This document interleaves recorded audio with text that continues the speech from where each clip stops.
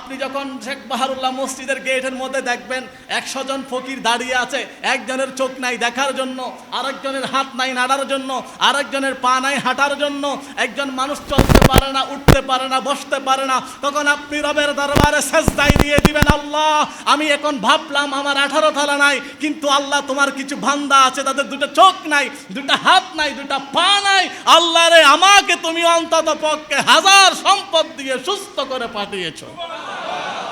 ওয়া আম্মা বিনিআমাতি রাব্বিকা ফাহাদ্দিস, এ আমার বান্দারা তোমরা যখন আমি আল্লাহর পক্ষ থেকে কোনো নিয়ামত পাবে সেই নিয়ামতের কথা গোপন করিও না, সেই নিয়ামতের কথা বর্ণনা করো।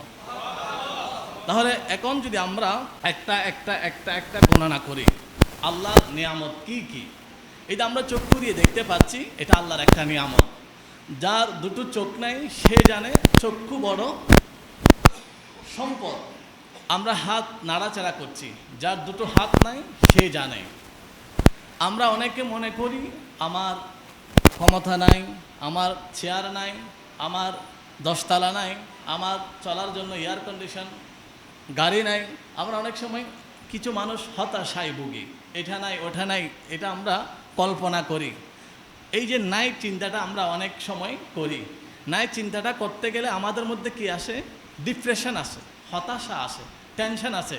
আপনি যদি আপনার আছে চিন্তা করেন তাহলে আপনার মধ্যে প্রশান্তি আসবে। এই জন্য এক সাহাবী রাসূলুল্লাহর দরবারে গিয়ে বলেন, ইয়া রাসূলুল্লাহ মনের মধ্যে শান্তি নাই, প্রশান্তি নাই, একটু প্রশান্তি চাই। আল্লাহর নবী বলেন, ওয়ালাকিন ইনজুর ইলা ফাওকিকা, তুমি নিচের দিকে তাকাও, লা তানজুর ইলা তাহতিকা, তুমি উপরের দিকে তাকাইও না, আমার আল্লাহ তোমাকে প্রশান্তি দিয়ে দিবেন। বলে ইয়া রাসূলুল্লাহ বুঝি নাই। বলে তুমি যখন শেখ বাহারুল্লাহ মসজিদ থেকে বের হবা, বের হয়ে দেখবা কাতালগঞ্জ আবাসিক এলাকায় ইয়ারবিল একটা আছে 18 তলা, এদিকে একটা আছে 10 তলা। তুমি ভাববা এটা 18 তলায় ঘুমাই, এ 10 তলায় ঘুমাই, এ 5 তলায় ঘুমাই, এখান থেকে মাস শেষে তারা জমিদারগণ ভাড়া তুলে, আমার একটাও নাই।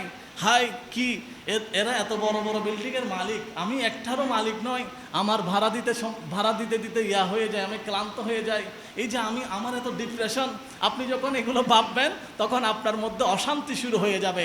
আপনি যখন ওইদিকে না তাকিয়ে আপনি যখন শেখ বাহারুল্লাহ মসজিদের গেটের মধ্যে দেখবেন 100 জন ফকির দাঁড়িয়ে আছে, একজনের চোখ নাই দেখার জন্য, আরেকজনের হাত নাই নাড়ার জন্য, আরেকজনের পা নাই হাঁটার জন্য, একজন মানুষ চলতে পারে না, উঠতে পারে না, বসতে পারে না, তখন আপনি রবের দরবারে সেজদায় দিয়ে দিবেন, আল্লাহ আমি এখন ভাবলাম আমার 18 তলা নাই, কিন্তু আল্লাহ তোমার কিছু বান্দা আছে তাদের দুটো চোখ নাই, দুটো হাত নাই, দুটো পা নাই, আল্লাহ রে আমাকে তুমি অন্তত পক্ষে 1000 সম্পদ দিয়ে সুস্থ করে পাঠিয়েছো।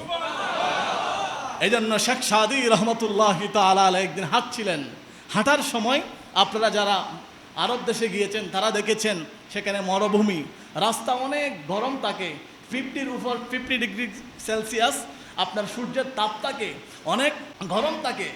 হযরত কবি শেখ সাদী হাঁটছিলেন, পায়ের মধ্যে কি ছিল না? জুতা ছিল না। উনি ভাবছে, আল্লাহ আমি একজন কবি, আমি একজন মানুষ, আমাকে এক জোড়া জুতা কেনার সামর্থ্য তুমি দাও নাই। উনি এই কথা বলার পরে একটু পর দেখলেন একজন মানুষ আসছে, তার হাঁটার জন্য দুটা পা নাই, আর একজনের উপর ভার করে সে আসছে। তখন শেখ সাদী সেখানে সেজদা দিয়ে দিলেন, আল্লাহ রে আমি এতক্ষণ অভিযোগ করতাম আমার জুতা কেনার সামর্থ্য নাই, কিন্তু এখন আমি দেখলাম আর একজন মানুষ আছে তার হাঁটার জন্য দুইটা পা নাই, আমাকে তো দুইটা পা দিয়েছ আর অমুককে তুমি পা দাও নাই, আল্লাহ রে আমি তোমার দরবারে সেজদায় অবনত হলাম। তাহলে চক্ষু হাত পা সবগুলো আমাদের জন্য কি নিয়ামত। এখন আপনি যখন হিসাব করবেন দুটো চোখের দাম কত, যার দুইটা চোখ নাই সে যদি 100 কোটি টাকা দিয়ে ইচ্ছা করে দুটা সুস্থ চোখ লাগাতে পারবে? পারবে না। এখন আপনি ধরুন আপনার চোখের দাম 100 কোটি, দুটা হাত নাই, অনেকে স্টিলের হাত লাগায়, প্লাস্টিকের হাত লাগায়, জমানো হাত লাগায়।